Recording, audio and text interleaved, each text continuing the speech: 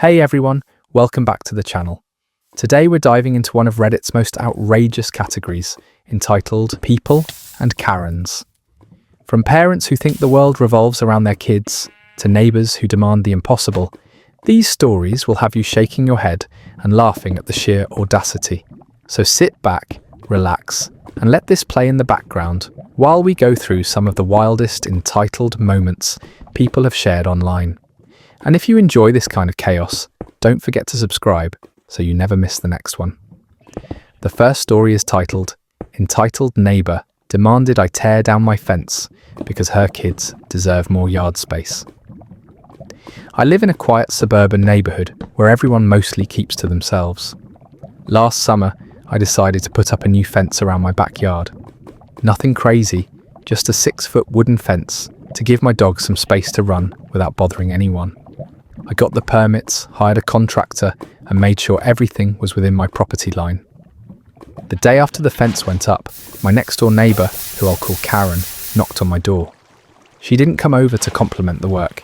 She came over furious. Her opening line was, "You need to take that fence down.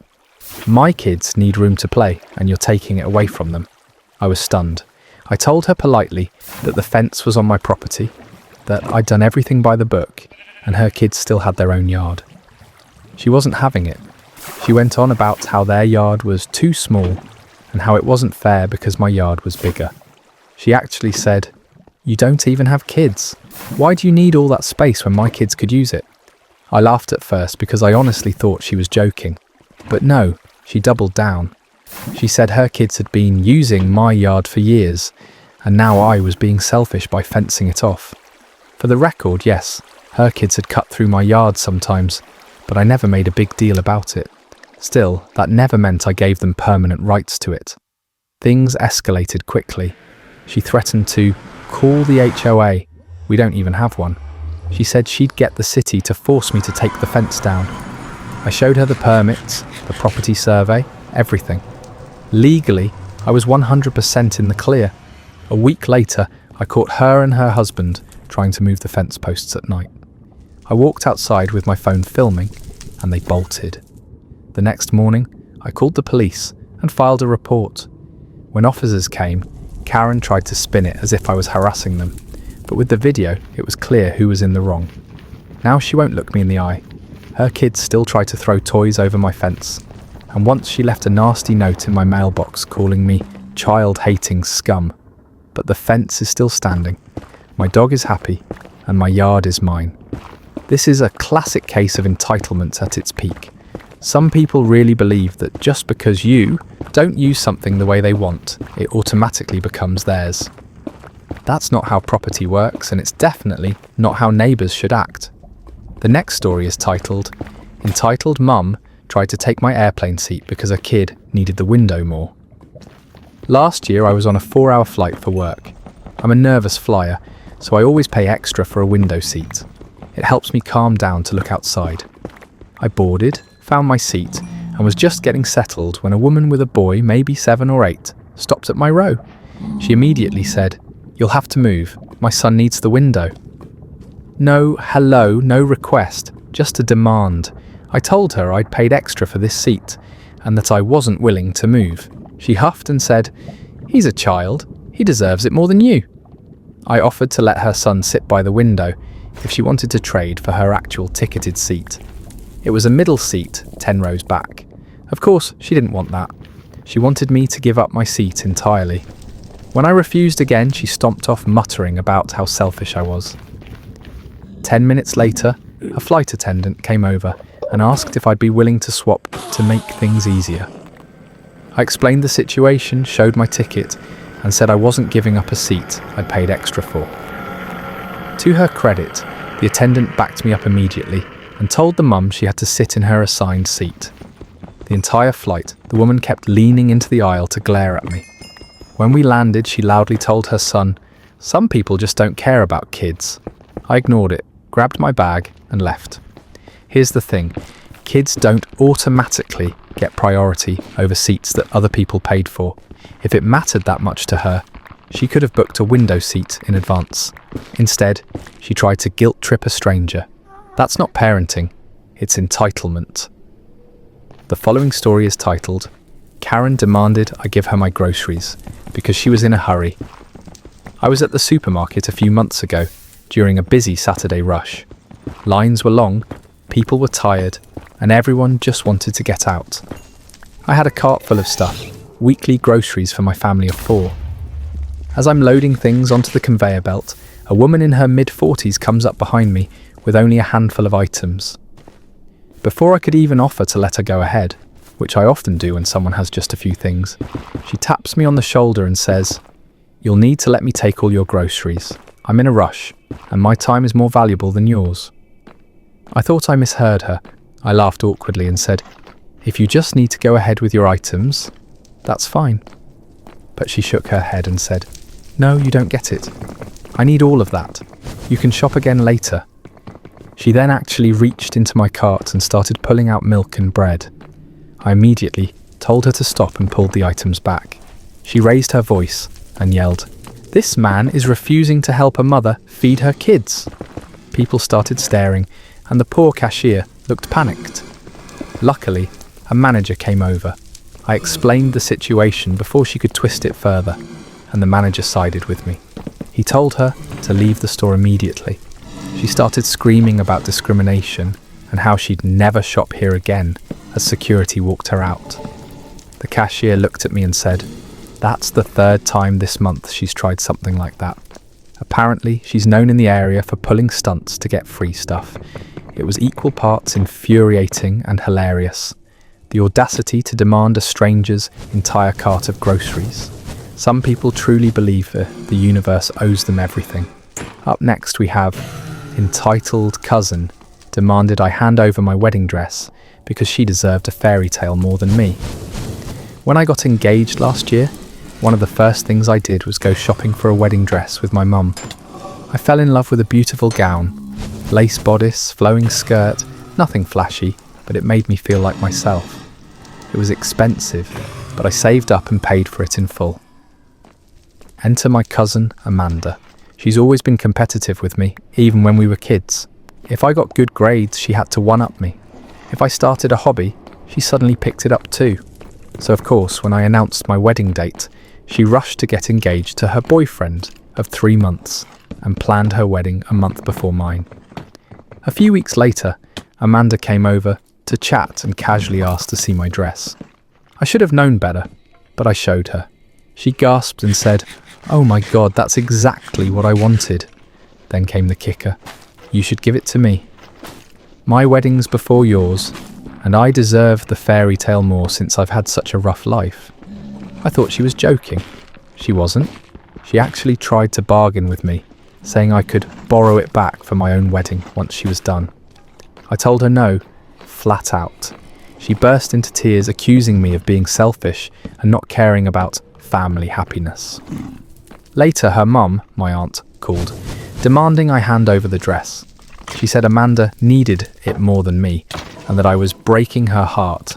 I told them both where to shove it. Fast forward, Amanda ended up wearing a cheap knockoff she found online, and on the day of her wedding, she made a scene about how I'd ruined her big day by not giving her my dress. My relatives were mortified. The irony? When my wedding rolled around, she didn't even show up. She sent a text saying she couldn't watch me steal her spotlight. Some people will go to absurd lengths to make everything about themselves. A wedding dress is personal, not a community rental, and anyone who thinks otherwise is living in their own entitled fantasy world. Here's another one. Karen tried to steal my reserved table at a restaurant and called the manager when I wouldn't move. A few months ago, my partner and I made a reservation at a nice Italian restaurant for our anniversary. We don't go out often, so this was a big deal for us. We showed up a little early, checked in with the host, and were seated at a cozy table by the window that I'd specifically requested when booking. Just as we were looking at menus, a woman in her late 50s stormed up to our table with her husband trailing behind. She glared at us and said, "You're in our seats." I calmly told her the host had just seated us and that we had a reservation. She crossed her arms and said, "Well, so do we, and this table is ours." I offered to get the host to sort it out, and she snapped, "No, you're going to move." My husband has a bad back, and this is the only table that will work for us. For the record, every table in that section had the same type of chairs. The host came over, checked the system, and confirmed the table was reserved under my name. Karen lost it. She started yelling that the restaurant should prioritize regulars over random people, and that she deserved the best spot because she came here every week. The manager had to step in. He offered to seat them at another perfectly fine table, but she refused. She actually threatened to leave a 1-star review if they didn't fix this injustice. The manager politely told her that if she couldn't accept another table, they'd have to leave. She huffed, called the whole place unprofessional, and stormed out with her husband, apologising under his breath. The staff ended up comping us dessert for the drama, which honestly made our anniversary even sweeter. Some people think a reservation system is optional and that throwing a tantrum will magically rewrite reality. It doesn't. All it does is get you free cake for the other customer. Next up, entitled neighbour told me to stop using my own driveway because her guests needed it more. I live in a small cul-de-sac where parking can get tight during parties. My driveway fits 2 cars comfortably, and I park there every night. Last month, my neighbour threw a big birthday party for her daughter. There were balloons, music, and at least 20 cars lining the street. Around 8 p.m, there was a knock on my door. It was my neighbour, let's just call her Karen, smiling like she was doing me a favour. She said, "Hey, I need you to move your car out of your driveway so my guests can use it." I thought she was joking. When I realised she was serious, I said, "Sorry, but that's my driveway. I need it for my car." She frowned and said, "Well, you're not going anywhere tonight, right? You can just leave it on the street." I told her no again, and she got upset. She actually said, "It's just common courtesy to help out neighbours." My guests shouldn't have to park far away. I reminded her that her guests could use the public street like everyone. Else, she stormed off, muttering that I was selfish. About half an hour later, I heard shouting outside. One of her guests had decided to park in my driveway anyway, blocking me in. I called a tow truck without hesitation. When the driver arrived and started hooking up the car, Karen ran out screaming that I was ruining her daughter's birthday. By the time the police showed up, the car was already on the truck. I showed them proof that it was my property, and they told Karen she had no right to park there. She tried to guilt-trip me, saying, "You could have just let it slide, it's one night." Nope, my property isn't a public parking lot. If her guests can't walk an extra block, that's their problem. The best part? A few other neighbours came over later and thanked me. Apparently, she's tried the same trick on them before. Now she knows no one is playing along with her entitlement anymore. The following post is titled, "Karen demanded I let her kid blow out my birthday candles because he deserved a special moment." Last year, I turned 30, and my family threw me a small party at my parents' house. Nothing huge, just close relatives, some friends, a BBQ, and a cake my sister ordered. It was meant to be a laid-back celebration after a tough year. One of my cousins showed up with a woman I'd never met before, a neighbour of hers. Let's call her Karen. She brought her 6-year-old son along, and from the moment they walked in, she acted like it was his party. She kept asking when the fun activities would start, whether we had party favours for the kids, and even complained that the food wasn't kid-friendly enough. I brushed it off until cake time. Everyone gathered around, lights dimmed, candles lit, and people started singing. Right as I leaned forward to blow out the candles, Karen suddenly grabbed her son by the shoulders and shoved him in front of me. She loudly announced, "Let him do it! He deserves a special moment too." The entire room froze. Her son leaned forward and actually blew out half the candles before I even processed what was happening. I stopped him, relit the rest, and blew them out myself. Karen acted offended, saying, "Wow, can't even share your birthday with a child?" How selfish, I calmly told her. It was my 30th birthday, not her son's, and he would get his own cake and candles on his own birthday. She huffed and said, "You're an adult, you don't need this. He'll remember it forever if you let him do it." Things escalated when she demanded I cut him the first slice of cake as compensation for the embarrassment. At that point, my dad stepped in and told her to leave if she couldn't behave. She grabbed her son, muttered something about our family being toxic, and stormed out. Later, my cousin, the one who brought her, texted me an apology. Apparently, Karen had been angling for an invite because she felt bad her son never got to go to parties. That's unfortunate, but hijacking my milestone birthday wasn't the way to fix that. It still blows my mind. Birthdays are personal milestones, not community property. If you think your kid deserves someone else's candles and spotlight, maybe the problem isn't the party, it's your parenting. The next story is titled, Karen Tried to Return Groceries She Didn't Even Buy at My Store Discount. I work part-time at a local grocery store, and I thought I'd seen every trick in the book. Then Karen showed up. She came storming in one busy afternoon with 2 massive reusable bags overflowing with random groceries. She slammed them on my counter so hard a box of cereal spilled out and demanded, "I need a full refund for all of this, and I want it on my card today." Right away, something looked off. For starters, half the brands weren't ones we even carried. We're a regional chain with our own store labels, and these were from a completely different brand family.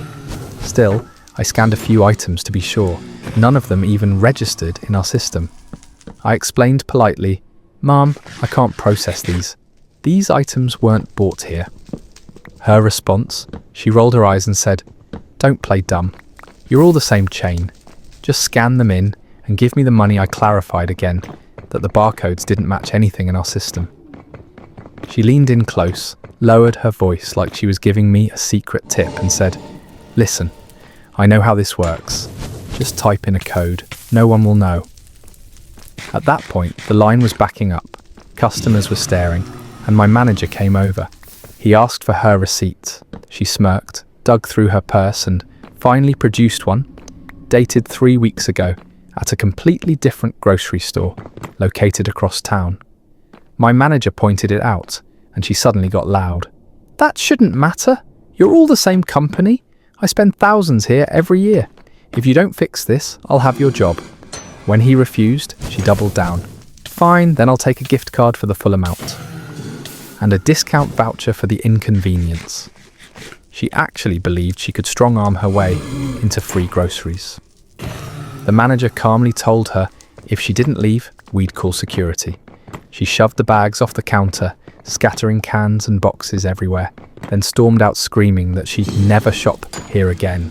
The kicker, a regular customer behind her muttered, "Good, less chaos for us." The line laughed and the tension finally broke. To this day, that's the boldest attempt I've ever seen to steal from a store. The following story is titled, Karen Screamed at Me for Eating a Sandwich on My Lunch Break because she thought I was staff on duty. This happened a few months ago at a big box store. I was shopping on my day off, and after grabbing a few things, I sat in the food court to eat lunch. I had on a plain red hoodie.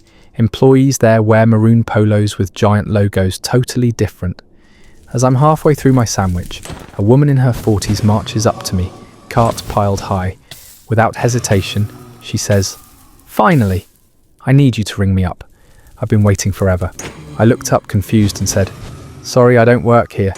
She squinted at me and said, "Don't lie. You're wearing the uniform. Get up and do your job." I pointed to the actual employees behind registers, all dressed clearly in uniform. She ignored me and ordered, "Come on, let's go." "This is ridiculous." I repeated that I didn't work there and went back to eating. That's when she grabbed my sandwich off the table and tossed it into the trash. "You don't get to sit around eating while customers are waiting." "Move it," she yelled. By then, everyone nearby was staring. A manager walked over and asked what was going on. I explained, and he turned to her. His exact words, "Mom, he doesn't work here. He's a customer and you just destroyed his meal."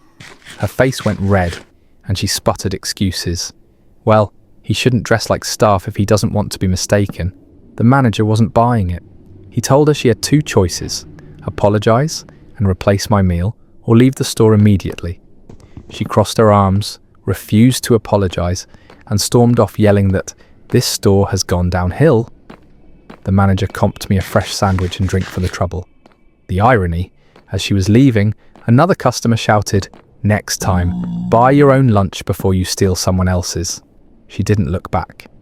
Up next we have Karen tried to cut the line at the DMV and claimed she was more important than everyone else. If there's one place where patience is a requirement, it's the DMV. Everyone hates it, but we all have to go through it. One morning the line was already out the door. I'd been waiting for over an hour when a woman in designer sunglasses strutted in, bypassed the entire line and went straight to the front desk. The clerk told her politely that she needed to take a number and wait her turn. She waved her hand dismissively and said, "No, I'm not waiting. I have better things to do than stand in line with these people." She actually gestured at the crowd behind her. The clerk repeated that she needed to wait like everyone else. She leaned in and said loudly enough for the first row to hear, "Do you know who my husband is?" "We don't wait." The room fell silent. People were staring, half angry, half entertained. The clerk didn't flinch. She said, "Ma'am, unless your husband is the governor of this state, you're going to take a number and wait." That got a laugh from the crowd, which only made Karen angrier.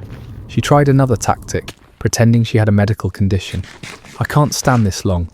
It's discrimination if you make me wait." The clerk asked if she had a handicap, pass or documentation. Of course she didn't. She just stomped her foot and demanded priority. Finally, security was called. When the guard asked her to either wait or leave, she started yelling, "This is a violation of my rights. I'll have all of you fired." The guard calmly escorted her out while the entire line applauded. It was one of the rare moments where everyone in a DMV felt united. For once, we weren't just miserable together, we were miserable and entertained. And that wraps up today's dive into entitled people and Karens. If there's one thing these stories prove, it's that entitlement knows no boundaries. From trying to steal someone's seat, to demanding a birthday spotlight, to thinking another person's property should be up for grabs. The mix of comedy and frustration is exactly why these stories are so addictive, because they remind us how wild people can get when they think the world owes them something. If you enjoyed these, make sure to subscribe so you don't miss the next set. I've got plenty more outrageous stories lined up, from workplace drama to petty revenge to relationship chaos that will leave you speechless. Thanks for hanging out with me, and I'll see you in the next one.